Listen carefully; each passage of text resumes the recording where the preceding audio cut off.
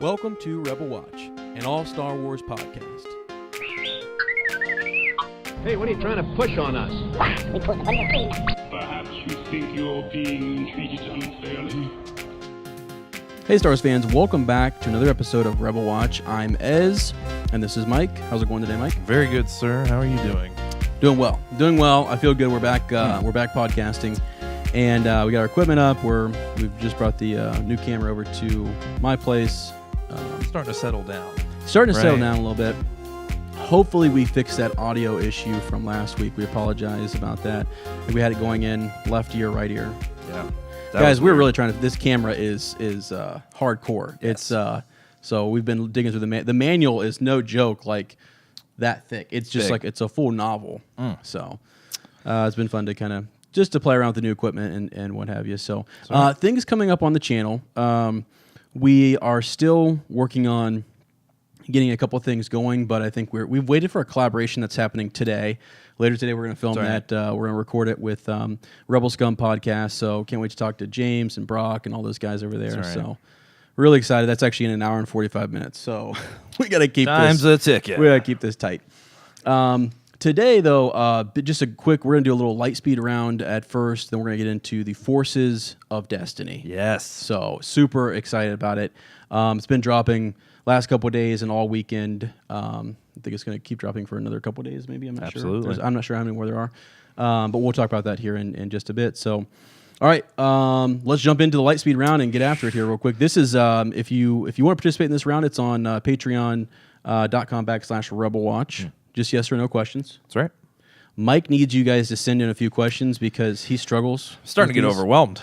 I don't know. Initially, I had some really funny good ones, and now it's funny. We've been working on like Star Wars trivia and asking questions, and that way it's fine, right? But then when we get to these yes or no simple questions, like Mike's just like I just keep going back to: is sand coarse, and does it get everywhere?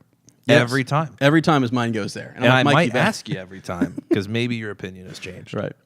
So, all right, you want to go first? You want me to go first? Let me go first because I think I have one more question than you do. Oh, okay. Sorry. So okay. 4. Okay. Here we go. Lightspeed round. Did C-3PO's presence on the Forest Moon of Endor help or hurt the rebels? Think about this for a second. Did it help or hurt? I think it helped them. Think it helped him? So this is not really a yes or no question. It's just sort of a helped or hurt. So you think helped? I think it helped them because I think he got the Ewoks dander up. Yeah, he did. I think he really did. I think they were fighting for something. Here we go. Here's a follow-up question to that. So would the Ewoks have helped the Rebel Alliance had C-3PO been there? I think that Han and Luke would have been barbecued. They would have been barbecued. Yeah. Or Luke would have had to.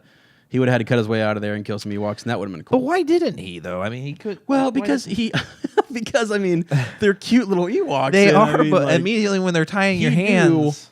But they're primitive, they didn't understand, and he knew that they could be an asset later on. I guess so. I never really thought of it. The Force was guiding him. That's what this round is for. Yeah. The Lightspeed round is for that type of thing, to make you think. That's true, yeah. So I think 3PO saved him. Okay. Cool, what do you got? Oh, yes. Serious question, actually, I think. Will Leia handle a lightsaber in Episode 8? Handle one at all. I'm not saying create one. Okay, will she handle one? Wow. No? Okay. Not going to. Would it be cool if all of a sudden, like Ben Solo shows up and he's like yelling at his mom and she literally just uses the Force and like grabs the lightsaber and says, "Hold on a second, enough. I'm still your mother." Yeah, that'd be cool. That'd be kind of crazy. But no, I don't think so. All right. Here we go. I want you to think about the Force Awakens when you answer this question. Okay. Is R2-D2 Force sensitive? He definitely has a means of communicating with Luke. Okay. From far distances. Yeah. Right? I mean, he was the only character to actually wake up in The Force Awakens. Yeah, he right? I mean, in the novel, they talk about Finn having an awakening when he met everyone. I mean, actually physically woke up. Yeah. You're right. So are there any droids that are Force sensitive in Legends? No. No, I don't think so. No, I think it's sort of, you got to be kind of organic. Does he have a lightsaber? I mean, at one point, R2-D2 did wield a lightsaber in a sense. He carried it for Luke. He did. So He did. I don't know. Great call. He carried a couple for Anakin. Does that make him a Obi-Wan, too. Padawan learner? I think so. maybe. I think so. Great question. Great question. I'll leave that one. I'll ask you guys. Is he? Yeah. I mean, that's a great question. He woke up in Force Awakens. Is he Force sensitive? Yes or no? What do you guys think? Second question. At this point now, as with all the talk of the Force and how it's pretty much everywhere and everything, do midichlorians matter anymore? I mean, I think. Wow, is this a yes or no question? Yes. So, do they matter? Yes, they matter. But let me tack on something here to the end of that. So, midichlorians. I don't think we're ever gonna. I'm not sure that we're gonna hear that talked about. You don't think Luke will talk about it? No, I don't think he's gonna talk about it. This might make you. I don't know. I'm trying to think of an analogy here. I just thought of this, so please don't laugh too hard. But I think of them as like fat cells. Okay. Think about this for a second. Yeah. You could have one fat cell, and if you feed it and you feed it and you feed it, it just gets bigger and bigger and bigger. Okay. Or you could have a lot of them and be, Interesting. eating your greens and your vegetables. And Interesting analogy. I don't know. I'm just thinking think about this. So I don't know how many midichlorians Qui-Gon Jinn had and some of these other. Not that many, let's be honest. Okay. Qui-Gon. Right. But then Anakin does. And I just think it's interesting that, these are the guys that learn how to become one with the Force. Right. Right? So Great how point. much do midichlorians really matter? It's like they matter in the creating of Anakin, and was he created by the midichlorians and the Force and all that good stuff. But I'm not sure that they tell you how powerful a person is. I don't think that's, if you don't use them, if you're not disciplined and you don't, you know what I'm saying? He had all those midichlorians, and Obi-Wan still whooped him. That's true. That's true. He did. I don't know. That's just my thought. Great call. Great call. All right. So let me think here. Here we go. Will Teak ever return to Star Wars canon? And you remember who Teak is? Yeah. I hope so. You hope he does? I don't think he will, though. No, he's not going to. But I'm with Rebel Scums. We need to bring him back. We do. We need to bring back Teak. And I think it's... I don't think he's going to come back either, but it's just like, man, what species, what creature... I mean, is he a creature that we could see someone related to him, I'd like to see him as an old, wizened...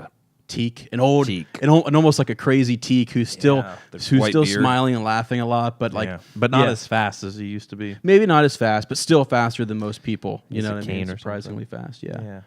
Or he's sort of like hobbling along like Yoda does or whatever. Yeah. Then all of a sudden he takes off in this burst of speed. Yeah, I don't know, like an old Alf. Yeah. Okay. All right. Last question from me. Yep. Should Quinlan Vos have intervened in episode 1 when Maul showed up?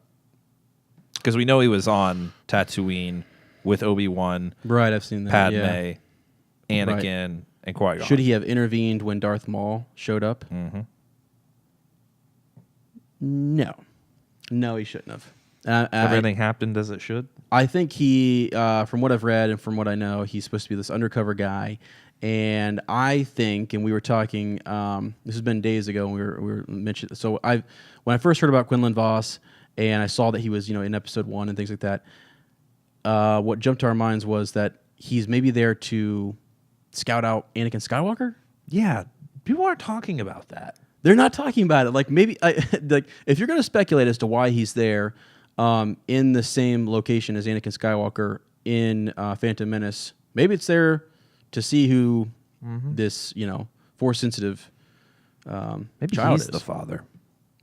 Quinlan Vos, the father. He was on Tatooine. Yeah, I don't know. I don't think he should have intervened, though. I think I actually like what Star Wars explained. He said it recently. He was talking about how maybe he was on an undercover mission, and that's maybe why Qui-Gon and he didn't, acknowledge each other and what have you. So. I agree that it was a secret mission, but I don't think, like Star Wars Explained said, I don't think he was manipulating the pod racing. No, I don't think he was. No. And nothing against Alex. It was just like, I don't think that's what he was there trying to do, to manipulate the pod or to make any gain from the pod racing, Boon to Eve classic thing. I don't think so. I think he was there. I think he was there on the orders of the council. I think he was there to do something. I don't know. I feel like maybe it was not to be on record. Not to be on record, yeah. Maybe. Yeah, I don't know. It's a good question. Okay, let's think about this one here. Okay. I'm talking pre-episode 4. I'm talking between 3 and 4. Was Obi-Wan afraid to train Luke early on? Yes or no? Like when they first met? I mean, like before. early on. When he, Luke. I'm talking about Luke. Yeah. When I mean, because he first had an interaction with him in episode 4, but you're talking prior to that. Prior to that, yeah. Like, what? Why not? I mean, really the question, it's not a yes or no question, but why not train Luke earlier? Why not? Yeah, I mean, they kind of touch on it a little bit in Ahsoka's book, right? And just a little bit. They don't really talk about him being hesitant to train Luke or not. I don't know. It's just maybe he was waiting for Luke to kind of lose to get to that point. I mean, Luke was already at a point where he wanted to leave Tatooine and do something bigger with his life. And I think Obi-Wan probably picked up on that. And it just happened that this was the right moment where he had no more attachments at that point, and that it was just ideal. Okay. Yeah. Maybe. It's something I've always thought about, because like when they finally get to Yoda, and Yoda's one of his biggest things is, he's too old to be trained. And it's like, okay, well, why didn't we train him earlier? You guys knew he was there, both of you, Did they? Why were we not? What was it that kept them from doing that? Is it just the temptation? Is it a Skywalker nature? Did they think that? True. That he's. I mean, Skywalker's kind of walk between the dark and the light. Are they worried that he's going to be easily manipulated or turned? So maybe he kept his eye on him. They're and they're wanting to keep him. Keep him out of the eyes or out of the wherewithal of the Empire, Vader, Emperor Palpatine. I don't know. Great point. Yeah. So, okay, I think that's it for Lightspeed Round. Just, again, something you can join on Patreon, just if you want to, you can shoot us some questions, and we kind of go through these. Just kind of fun. Just generates different conversation, gets us going in different ways. So, yeah. Okay, moving on to our big topic today, Star Wars Forces of Destiny. We've watched it. I watched it a few days ago. Mike just got all caught up on it today. It's just 2-minute episodes, little clips. It's on Disney, YouTube. You can go check them out. What'd you think, Mike? What were your initial reactions and thoughts? I enjoyed them. I enjoyed them because they're very familiar. I mean, they're throwing little action-packed sequences within things like context that we already are aware of within scenes of Star Wars the movies. Right. I like them because they are action-packed. Yeah, it's silly little fighting sometimes, but it's 2 minutes. It's not going to be boring. Yeah. It's entertaining for 2 minutes, even I think for us as Star Wars fans. And I mean, I know some people have been critical of it, but I enjoyed them. How about you? Yeah, I enjoyed them as well. They fill in little stories. I love the whole idea of filling in how Leia got her dress. Yeah. Filling in different things, the journey back with BB-8 and what may have happened. And that Tito is just going to let this droid go. No, probably not. Tito's really interested in this BB unit and, tracks her down. So I thought it's a good medium or, a way in which that they can fill the holes. Yeah. Or not holes, but just parts and bits that, don't make it on the big screen. Well, I think especially with the Rey episode where her and BB-8 they had just left Tito, is his name Tito? That kind of shows that, because, I mean, they become pretty quick friends and trusting of one another, know, and it kind of shows maybe how that blossomed a little more than just all of a sudden they're friends and have each other's backs. Right, exactly, because she's sticking up for him. Yep. They're thinking together. BB-8 actually, at one point she's like, "You're a pretty popular droid," or something like that, doesn't she? She says something like that. Yeah. He makes a reference back to this Nightwatcher Worm, which was huge. The Nightwatcher Worm was those little red eyes in the movie. It kind of pops up and you see it kind of looking around. Like a periscope. Yeah, like a periscope. And then, we didn't think anything of it. They walked right by it, no big deal. Well, no. What happened right after that is this thing is massive. And it's sort of like it eats garbage and junk and metal and things. So, and it touched on Rey's compassion. That was one thing you mentioned when you were watching it. Look how compassionate she is even towards that worm when they defeat it or get away from her or whatever. She's still compassionate. And we see possible Force-sensitive moments. We do see possible Force-sensitive moments. I don't know why people don't see these things. We saw them in Battle for Endor. We saw them in Caravan of Courage. I don't know why people aren't picking up on this kind of stuff, all right? So, I mean, her staff did not just bow and then shoot right back into her hand perfectly. No way. She summoned that staff with the Force. That's right. let's be clear about that. I mean, she's sensing this thing in the ground too. It's like the movie Tremors. Yeah, she was like the movie Tremors, except for she knew where it was at. She knew exactly what was going to happen. That's and so, right. BB, look out, It's like, so she can sense it. She's also thinking. She seems to have sort of like a force connection with the Nightwatcher Worm. Right. How does she know where that worm's going to be when she flies in there and Tito is on their tail? And she talks to BB-8 about it, and they have this plan. But it's almost like she either summoned the Nightwatcher Worm or she knew where it was going to be. That's right. And I don't know. It showed her not piloting skills. I mean, we see she's some great pilot with the Millennium Falcon, but you see her on her little speeder, and she's making some pretty sweet maneuvers. So I thought that was cool. And like you said, they have her and that worm had a moment there where it seemed that she was making a connection. They did, almost like they understood each other. Yeah. And like even after the worm was trying to eat BB-8, she's like, here, and she feeds it, and he's just hungry. He just needs something to eat. That's right. Just like her, she's a scavenger trying to find something to eat, and so she's compassionate and understands that. That's right. That's right. Let's talk about a few more things that we got from these episodes, and then we're going to talk about some of the comments and things we've been hearing about Definitely. I think it's, let's see, one that I thought was kind of cool to see Padme. I think a lot of people, that's a character that people forget about sometimes, and I don't know why, but just seems to get overshadowed. But it was cool to see Padme and Ahsoka interact again, and I think it was called The Imposter Inside. They stop an assassination attempt with a shape-shifting bounty hunter, which changeling, we thought was that original bounty hunter, but it might have been a different one because I wasn't quite sure timeline, where Ahsoka, when she came into sort of to be a Padawan for with Anakin. Yeah. Right? I mean, I wasn't, because episode 2, he comes back, it's been 10 years, and he clearly doesn't have a Padawan at that time. Yeah, it definitely doesn't seem like it. Right? Yeah, it could have been the same species of it could have just been changeling or whatever, but it looked just like the one we saw, which I thought that was cool, and it makes it show just how dangerous it is for Padme at that time. We see an assassination attempt on a couple of attempts, but this just kind of furthers that story of there's some trying times, and there's someone out there that we know later who that is, but trying to take her out. Yeah, another cool thing in that episode is just the teamwork, right? So you have one force-sensitive being and another non-force-sensitive in Padme, and they're working together. Like, push the table and the bomb towards me. She cuts it out, pushes it out there, and then Padme takes down the bounty hunter with whatever that was, a Voss or whatever. And that's a great point. We were sitting here critiquing it for like the canon material and the Force being used and things like that, but these are moments to teach youngsters watching these things of teamwork and compassion, like we mentioned. So it's easy to lose sight of that. In 2 minutes, you can cram that type of theme and that, just in the little bit of dialogue or in just the action itself or what have you. So definitely. That is pretty cool.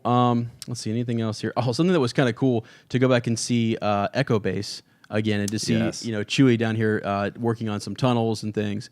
And to be, it was so funny. This is one you should go watch because Chewie is being held by this Wampa, and it's just it's asleep, but it's like it's holding Chewie as if it's something that not that he wants to eat. Just it's like like it's his child or her child or something. It was kind coddling, of weird. Yeah. So strange, but funny. We saw Chewie smile quite a bit, which you mentioned was hysterical. Hysterical. And then R2 saves the day as well as Princess Leia distracting the Wampa and things like that. So couldn't get inside the base. It was just kind of a mini story, that I thought was interesting. Definitely. So definitely. Overall, I think they're really cool. Something Jennifer Muro is the producer / director. Yeah. And basically overseeing this project.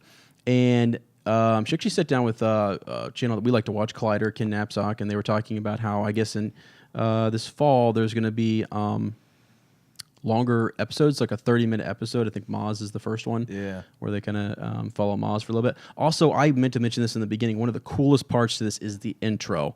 It is such a good intro. Awesome. It is so cool to see the sunset and to hear Maz say, "The choices we make, the actions we take, moments both big and small, shape us into forces of destiny." That's right. It's just so good. It's such a good saying. I don't know. It's talking about those big and small moments that there really is no small moment. It's like those are all monumental. All those little decisions can add up to taking down the dark path or the light path or what have you. So I just thought it was really cool. It's a really good message for the youngsters. Yeah, for sure.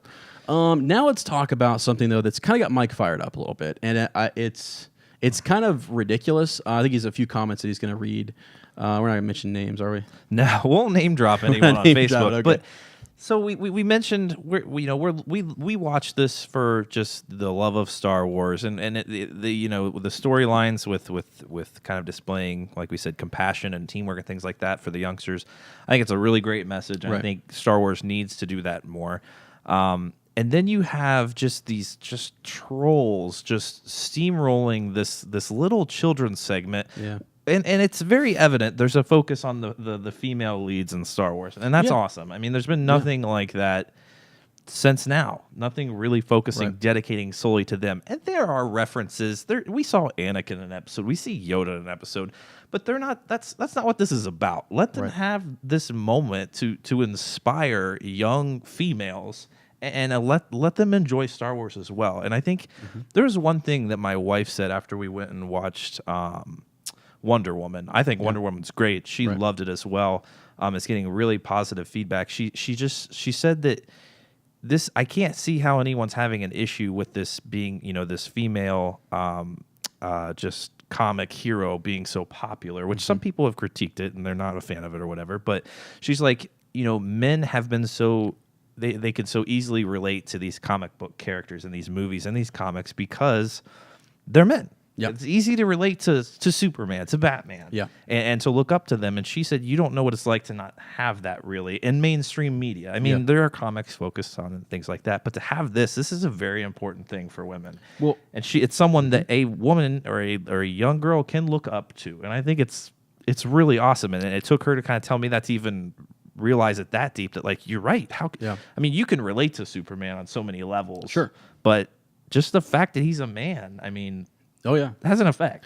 Oh, yeah. And one of the biggest things I took away from Star Wars Celebration, man, when we were there, the number of little girls dressed up as Rey. It was awesome. I could not, and this seems, I don't know, this is not weird, but like, I just couldn't believe they were so authentic. They were so happy. They were so bright and bubbly and jumping around. I just wanted to, I literally, any, girl that I could, we were taking selfies with not only, Rey characters, but all sorts of these different characters. You had somebody dressed up as, Queen Amidala, and it was just so perfect, and it was just like, wow. And Jen Erso. And Jen Erso. It was amazing, actually. And Jennifer Muro, I think is how you say her last name, Jennifer Muro.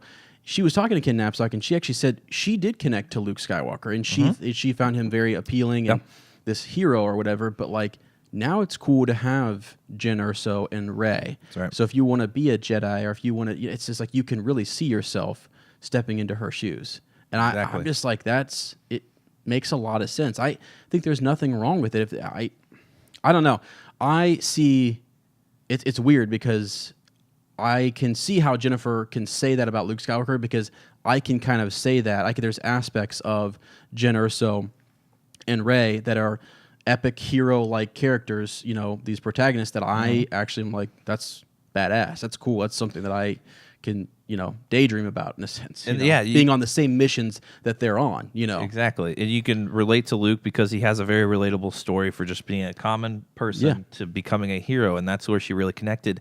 And now young females can do that with characters like Rey, seeing that it's essentially that same story, but from a different perspective, and they can relate that much more to that character. And I'll tell you, as when this was first announced and they showed the trailer for this, I was on Facebook when I saw it first, and then I started seeing the comments that immediately started flooding in. A lot of positive feedback. Sure. And some people were critical of the artwork. I get that. It's a little strange at times. Anakin looked a little strange. Looks a little weird. His hair looks really old. Not as feathered as it should have been, I'll say that. Yeah. But there's some comments in here that I just want to point out that just made me so irate that I just... Read the one that was ridiculous. Here, I'll pick out three that just blew my mind when I immediately read them. I had to go back and find these because I remembered how frustrating they were. I knew exactly where they were. Yeah. So one individual, a male, says, so where are the male characters? I guess Star Wars has gone straight feminist. And then some other idiot says, I won't be exposing my boys to blatant sexism of any sort, including against men. I don't understand how people are saying these things. And then another comment. This one really just shook me. Another man on here with a picture of his daughter, nonetheless, on Facebook saying Forces of Destiny should be called Feminist Pandering. My blood's boiling right now reading these things. Yeah. It's so frustrating. And if you're writing these types of things on social media, you are the problem. Yeah. You are the problem.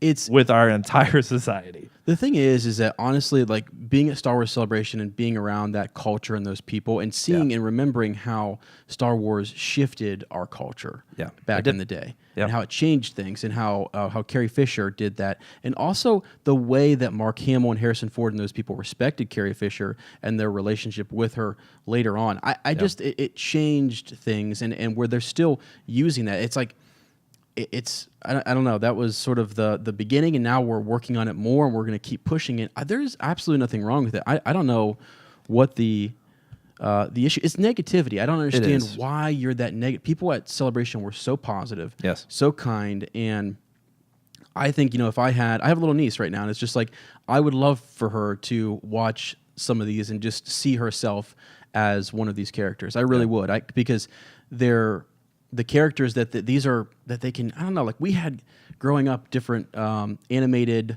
cartoons that we could sort of like see ourselves. Ninja Turtles. As. Yeah, I mean, like that. It's crazy, but like I want something for that for my niece and for maybe, future kids and stuff. I don't know. Well, there's some people just saying this isn't my Star Wars. And you know what?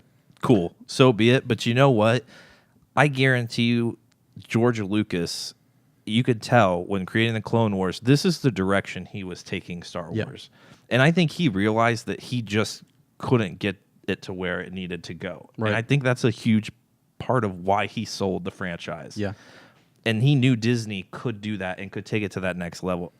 So call it not your Star Wars or this is your Star Wars and this isn't it. And it was going in that direction, and it's too bad that you're behind on the times. That's why he's always mentioned that he made this for kids. He made this for kids. And so when it's not just for little boys, it's for little girls too. And it's not that's why I bring up Jennifer Muro's comment is that she connected with Luke Skywalker. And there's nothing wrong with that. Yeah. And there may be young girls that don't connect with, Jen Erso, and they're more like they want to be like Cheer It, they want to be like a guardian of the Wills. Like absolutely, it's just I don't know. It kind of breaks your heart when you hear some of these things being said. It's just sort of like, come on, they're trying to do something nice and they're trying to and they're also these nice filler stories. So take it for that as well. Like it's extra canon stuff that we get. The voice actresses, they came back, they all came back and they did these things. And you can clearly hear Daisy Ridley. It's beautiful to hear them on there, taking that role again. And I don't know. And everything is about it. It's just such attention to detail too, that that was perfect. In 2 minutes, how can you cram that much goodness into 2 minutes? And that's right. I don't know. Yeah. Frustrating, but you got to look at it on the bright side. I think this is the minority. I'm not sure how many people were making those comments. Mike just pulled out a couple or whatever. They were just kind of like, whoa, you're always going to have people that are like that are going to troll, that are going to say negative things and what have you. And you just have to, most Star Wars fans, 90% rise above that. And it just rolls off your back and it's not a big deal. But it's just sort of like, come on, I can't believe that this is happening, This is the most inclusive community I've ever witnessed. Yeah, it really that's a really good word. It is very inclusive, and it's just like you've got all sorts of different people that find ways to connect and bond to Star Wars. I don't know. So I don't want to exclude people. I think, and I don't know. So I don't know. It rubs me the wrong way. I'm glad you brought it up. Yeah. And I'm super stoked for it. I want to see the new episodes that they're going to do in the fall. I think they're going to be jam-packed with more goodness. And I think seeing Maz would be kind of cool. We've just heard her narrating right now, which is really gave me chills when getting excited for what's.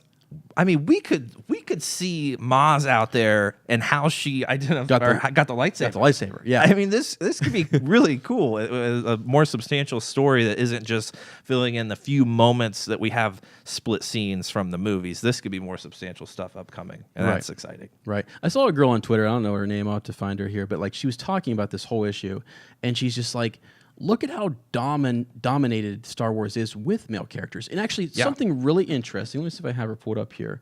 What's her name? How do you say this? Janina Gavankar. Yeah, Janina. She is the girl who is the new face of Battlefront 2. Okay, Yeah.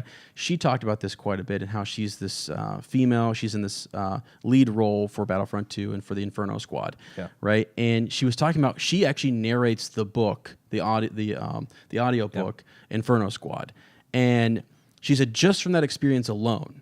It's like she is a female and she had to do so many different male character voices. Yeah. And she's like, it was so difficult. You know, she got through it and stuff, but she had her voice to do, but she was just overwhelmed by the amount of like other male characters that she had to, you know, voice. And that alone kind of was like an eye opener. Like, wow, there's just this one female character, Yeah.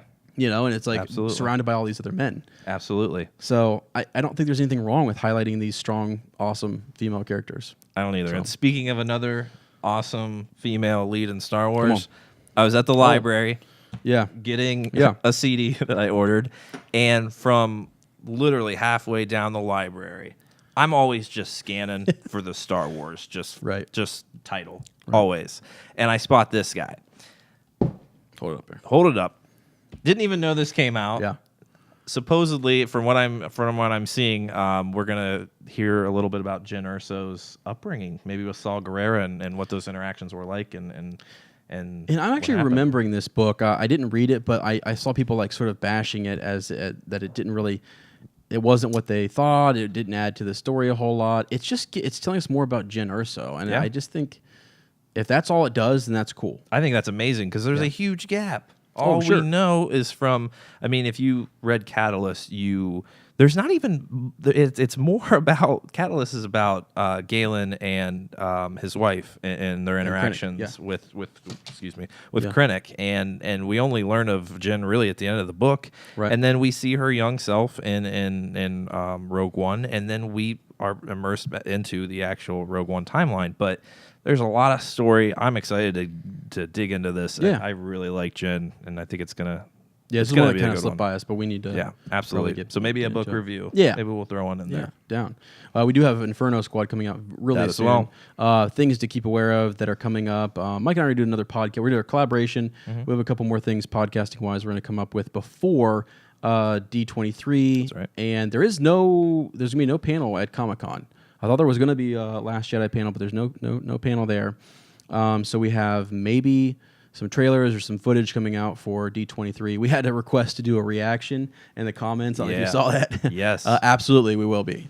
Just don't laugh at us too hard when we're crying, okay? Probably. The Force Awakens, man. We were at The Last Jedi, and I'm telling you right now, I've said this in multiple podcasts. When we were in there at the live stage, and they showed, first of all, just the poster, and they start with Rey, and they zoom up to Luke and Kylo.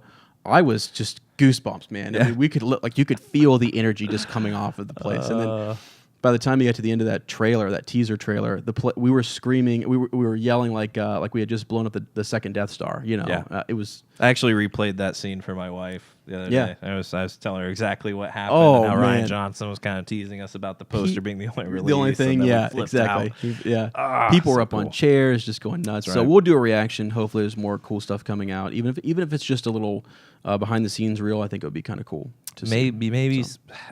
With all the issues they're having right now, maybe we won't see any scenes. Maybe some photos. Maybe a title release For Han Solo. Yeah, whatever they do for Han Solo, I'm not mad about it. We were going to do a whole podcast, and we still may do it on what's happening with Han Solo. It's in good hands. I think Kathleen Kennedy knows what she's doing, and Ron Howard's going to be fine. So sure hope so. yeah, we'll see how that goes. But anyways, guys, let us know what you thought about Forces of Destiny. Did you like it? Do you like the filler? Is it the music alone too? Go listen to the music and the sound effects and things. Actually, we didn't even point out a couple of the sound effects were from episode 2, like monsters and stuff. Yeah, what was that one called? Manus thing called? Oh, I have it down here. An accolade. Yeah, the accolade. Yeah, the accolade. So they use like that screeching noise or whatever for the. It's for the crazy how Nightwatcher you remember Worm. those little tiny moments. And I know. They drop them in there just. As to soon as I kinda- heard it, I was like, What is that? episode 2? Was that the Rancor? Was that was that in the episode 2?